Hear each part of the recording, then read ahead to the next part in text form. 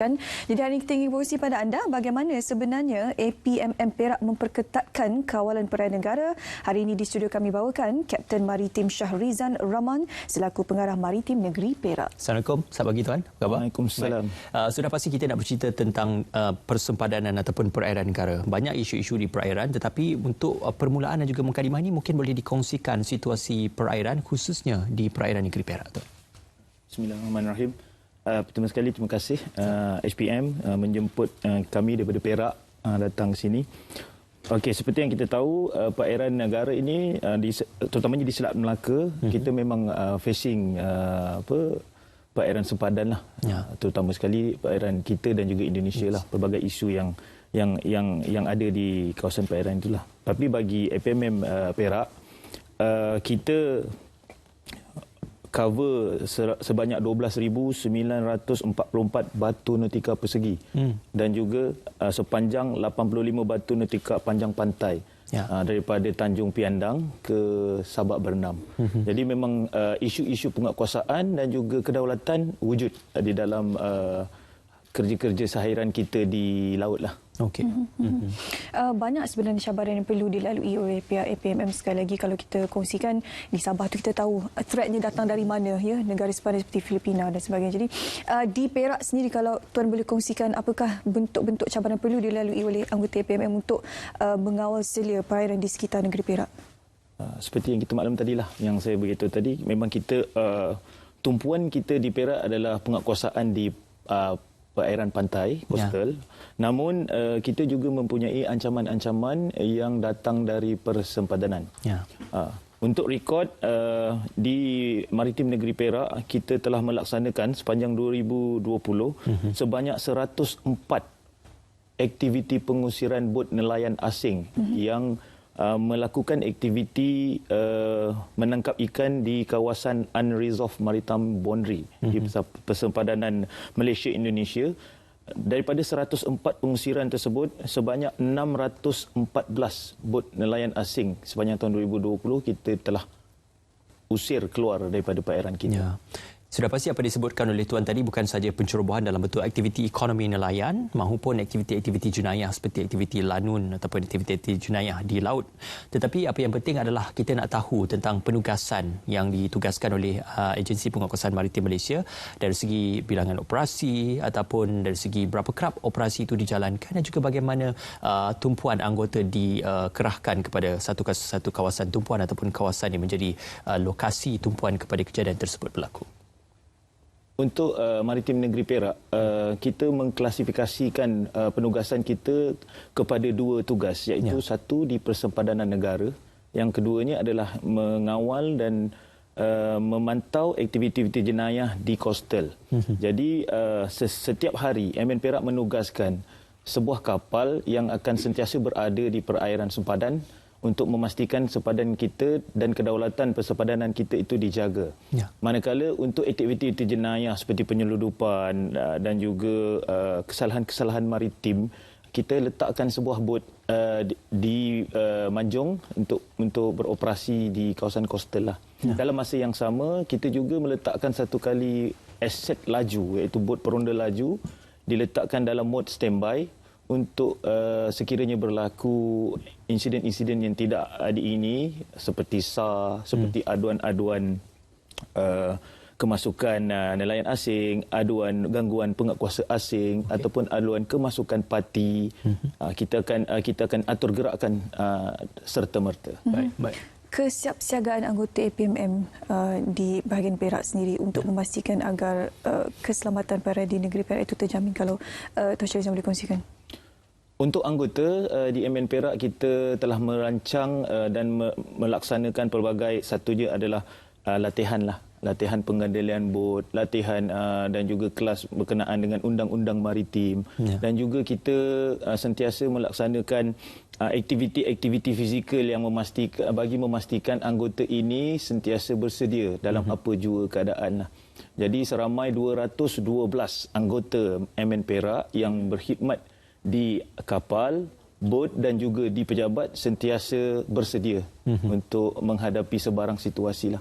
Kalau kita lihat, memang kita nampak maritim Malaysia ini tugasnya di laut lah.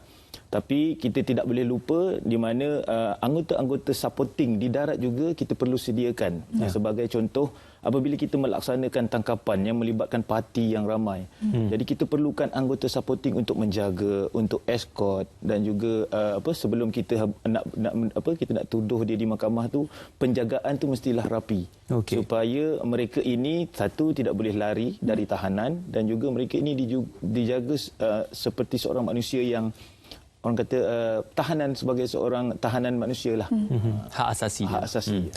Cuma apabila disebutkan tentang supporting ataupun saling melengkapi antara satu sama lain, sudah pasti perairan persempadanan itu kita sedia maklum turut dijaga juga oleh pihak Tentera Laut Diraja Malaysia, pihak Polis Marin, malah pihak Jabatan Imigresen juga turut membantu dalam menjaga persempadanan perairan negara. Bagaimana dalam hal ini penugasan dan juga fungsi APMM diselaraskan dengan ketiga-tiga agensi yang disebutkan supaya tidak berlaku sebarang pertindahan bidang kuasa? Okey, seperti yang kita sedia maklum, negara mengalami dan menghadapi isu pandemik COVID-19 bermula Mac 2020. Jadi Mei 2020 bermulanya NTF dengan Op Benteng Laut dilaksanakan. Jadi di Perak ini sememangnya APMM menyokong dan juga sentiasa bekerjasama dengan dua agensi utama di dalam NTF inilah, iaitu Tentera Laut Diraja Malaysia dan juga pasukan Polis Marin. So, dalam masa yang sama, untuk aktiviti pencegahan parti daripada masuk ke perairan ini, kita juga bekerjasama dengan Jabatan Imigresen dan juga yang melibatkan nelayan-nelayan di negeri Perak. Kita juga bekerjasama dengan Jabatan Perikanan untuk memastikan kesemua nelayan yang ada di laut itu keluar mengikut SOP yang telah kita tetapkan. Dalam menyebut berkenaan SOP itu kan, kita ingin berkongsi dengan lebih lanjutlah juga bagaimana sebenarnya SOP yang perlu dilalui oleh anggota APMM ini untuk menjalankan tugas mereka sewaktu tempoh Perintah Kawalan Pergerakan dan juga sewaktu tempoh COVID-19 melanda di negara kita ini.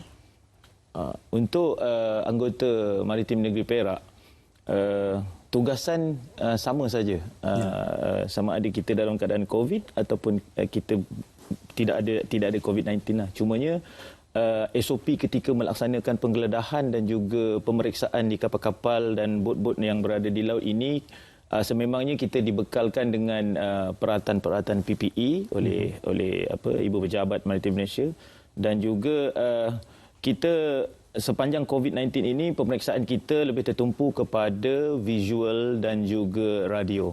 Namun sekiranya kita merasakan bot ataupun kapal yang dijumpai itu mempunyai risiko yang tinggi, ataupun kita rasa dia mempunyai kesalahan, yang ada melakukan kesalahan, kita akan naik untuk menggeledah bersama. Mungkin boleh kalau ceritakan di sini, sebelum ini kita naik 6 orang dalam satu team boarding, tapi disebabkan COVID ini mungkin kita kurangkan kepada 3 atau 4 orang dengan berpakaian PPE lah. Okey. Dan kalau nak bercerita tentang bagaimana pematuhan kepada SOP dan juga mengawal persempadanan itu, sudah pasti aset-aset yang dikerahkan itu juga perlu sentiasa bersedia dan juga perlu sentiasa mampu untuk menangani masalah itu. Jadi difahamkan juga aset-aset APMM turut dilengkapi dengan kelengkapan bersenjata supaya memastikan agar sebarang perilaku yang berisiko itu dapat dicegah dan juga dapat dikawal secara lebih efektif.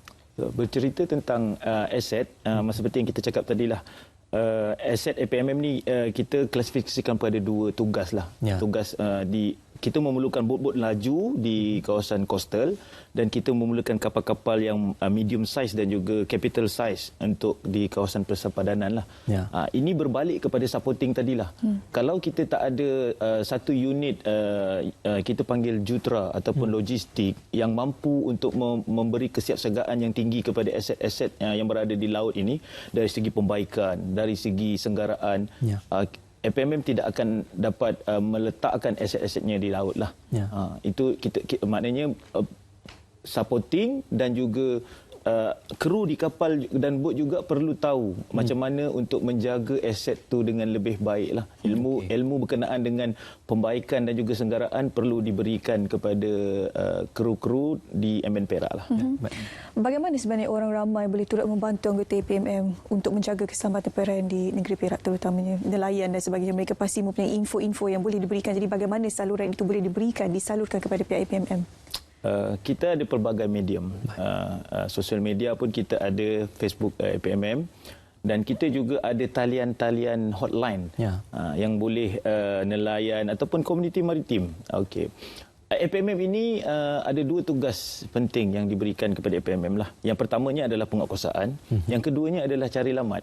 Jadi untuk penguatkuasaan, di setiap negeri kita ada pusat operasi maritim yang mana kepada nelayan-nelayan ataupun komuniti maritim ni, setiap kali kita melaksanakan penggeledahan, pemeriksaan, kita akan beri nombor pusat operasi inilah, nombor hotline ni sekiranya ada berlaku ataupun mereka mengesan perlakuan jenayah di laut lah, boleh sampaikan terus kepada pusat operasi maritim lah.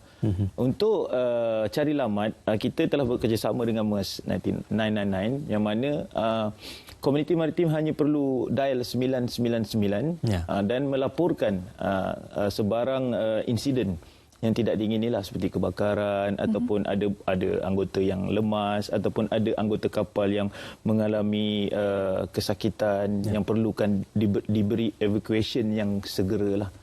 Jadi dua talian yang main talian di APMM ni adalah satu pusat maritim dan satu lagi untuk SAR 999. Okey, maknanya tindakan akan diambil segera apabila dihubungi pihak APMM, insya-Allah. Of course kita akan ambil tindakan segera dan seperti yang saya cakap tadi, kita 24 jam aset kita berada di laut. Jadi sekiranya kita mendapat aduan tu, aset yang berada di laut ni akan diatur gerak serta-merta, manakala aset yang berada di darat ni kita akan gerakkan mengikut SOP yang telah kita tetapkan. Baik. Okey Tuan, mungkin sebagai pengakhirannya, selaku frontliner ataupun petugas barisan hadapan juga, ini satu penghargaan kepada APMM ataupun Agensi Penguatkuasaan Maritim Malaysia, dan juga bersempena dengan sambutan ulang tahun yang juga difahamkan akan berlangsung pada bulan Februari ini juga. Apakah harapan Tuan mewakili pihak APMM Malaysia?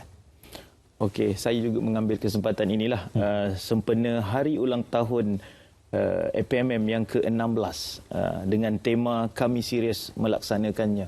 So tema ini dipilih berikutan dengan apa yang anggota APMM khususnya Maritim Malaysia di seluruh Malaysia dan juga MN Perak, yang mana kita tidak akan melaksanakan tugas dengan sia-sia. Jadi kita sentiasa serius dalam melaksanakannya lah.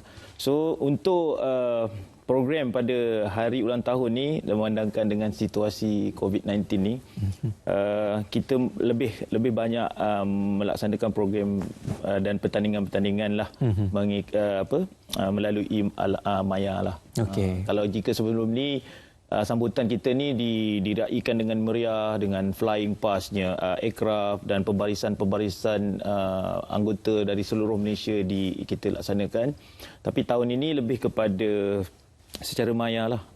Banyak pertandingan, maknanya ada golongan-golongan tersasar lah.